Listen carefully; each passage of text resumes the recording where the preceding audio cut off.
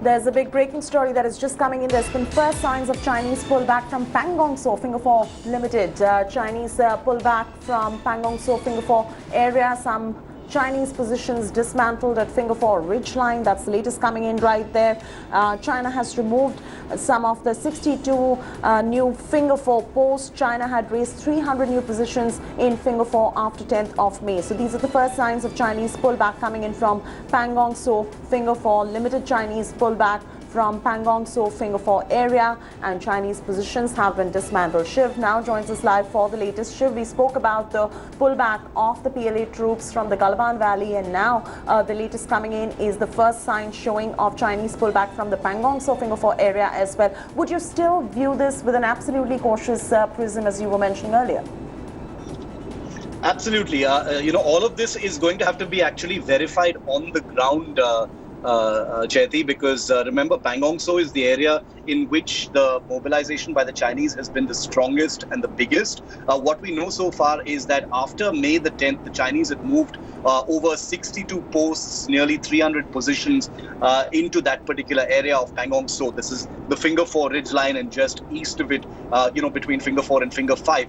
That's a huge number of positions, the largest number of, new posts that have been set up by the Chinese. And we understand that now the first signs of a pullback from the Finger 4 ridgeline, which has actually happened, which is of great significance. But a word of caution, this is a dynamic, in progress situation that needs to be verified on the ground. And that is what is happening at this time.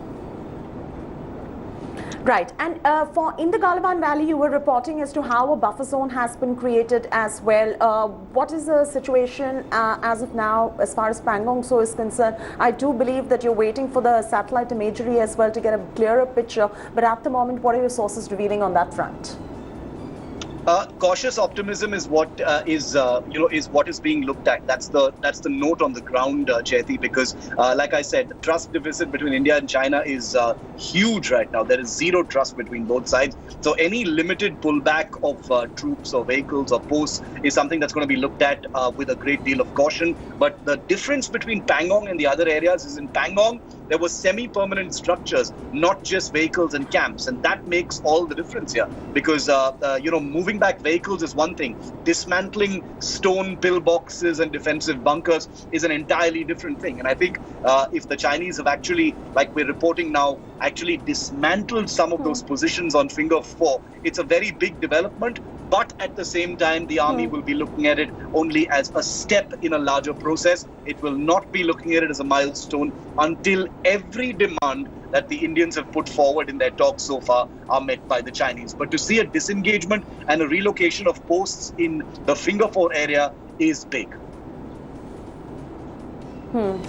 Right. So the big news now is that there's been a disengagement at the Pangong Tso Finger 4 area as well. Shiv, of course, who tracks this for us, views it with an eye of caution, given the fact that the Indian Army is doing so at this point of time. There's been a fair amount of disengagement that we're seeing in the Galaban Valley as well. There are other areas as well, but the satellite imagery would give a clearer picture. Thanks, Shiv, for joining us with those exclusive details. He was breaking the story first on India Today Now. Hi everyone, Preeti Chaudhary here. Hope you like this video. For latest news and analysis, like and subscribe to the India Today YouTube channel. And don't forget to press the bell icon to stay updated. Thank you for watching.